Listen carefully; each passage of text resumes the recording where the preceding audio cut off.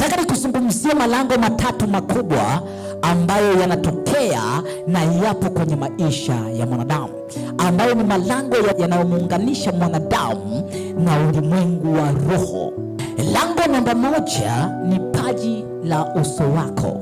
Hili ni lango ambalo linaweza likawa limebeba kibali, linaweza likawa limebeba utambulisho. That why unatakiwa kuwa makini sana, ni nani anaikamata kichwa chako, ni nani anaigusa paji yako ya uso, kwa sababu ni mlango ambao unaweza kupitisha vitu vya kiroho, aidha vya kimungu au vya kisa. Lango namba mbili ni miguu ya kwako. Biblia inasema popote utakapokanyaga nimekupa umiliki.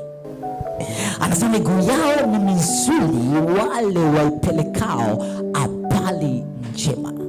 Kwa miguu ni lango ambalo ni lango la kumiliki. That's why utasikia kuosha miguu. That's why utasikia kupaka miguu.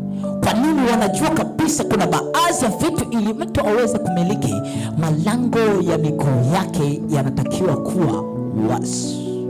That's why wachawi wakitaka kukuloga usifanikiwe kwenye kile ambacho unakifanya, moja kwa moja wanakimbiliaga, unashangaa wanatafuta mchanga wa hatua zako ili afunge aina yako ya umiliki. I don't know kama kuna mtu ananielewa. Hilo ni lango namba mbili ambalo ni kubwa na ni hatari. Lango namba tatu ni mikono yako. Tunapozungumzia mikono ya kwako, ukienda kwa waganga wa somanyota, kwa wale waliopata bahati ya kwenda kwa waganga wa somanyota, wanaweza wakayasoma mafanikio ya mtu kwenye mikono. Wanaweza wakasoma longevity ya mtu, yani yule mtu ataishi maisha ya miaka mingapi au ya umri gani kwenye mikono. Wanaweza wakabagua aina ya biashara mtu anaweza kaifanya akafanikiwa kwenye mikono. Wanaweza wakajua aina ya nyota ambayo mtu ameubeba kwenye mikono. Wanaweza wakajua mtu huyo amebeba neema ya ndoa kwenye mikono. Wanaweza wakajua mtu huyo amebeba neema ya kazi kwenye mikono.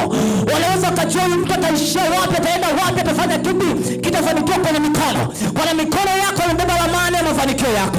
Mikono yako imebeba ramani ya hatima yako. Kwa mikono yako ina ramani yote ya maisha kwako. Kwa ambaye anaifunga mikono yako au ambao wanaifunga mikono yako, wamefunga maisha kwako, wamefunga ndoa yako, wamefunga mafanikio yako, wamefunga miaka yako, wamefunga future yako, kwa sababu future yako iko kwenye mikono.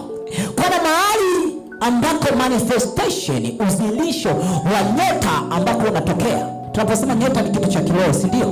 Ukienda kwa watu wa dini zingine wanakuambia ni nafsi iliyo hai.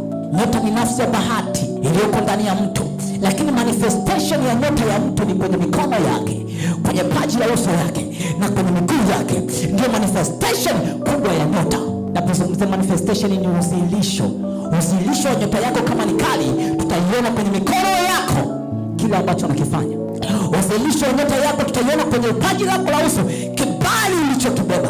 Tutaiona kwenye miguu yako unamiliki nini. Kwa mikono ikifungwa ni kitu vyote vimefungwa.